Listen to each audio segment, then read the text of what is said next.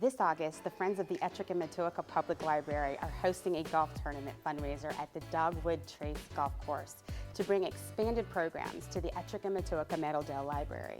The Ettrick-Matoaca Library serves a unique community in southern Chesterfield with a rich history. Thanks to the Cameron Foundation, the library has book lockers for 24/7 access to materials. We also have a brand new makerspace and multimedia studio.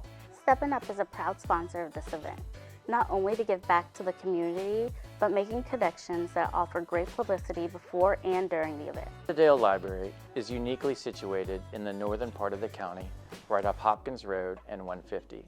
We have a lot of meaningful partnerships to serve our diverse community. For example, we partner with the United Way, the DMV, and Chesterfield County Master Gardeners to provide unique programs. But we are most excited for this opportunity to expand even more. The library is an important hub of the local community. It's more than just books.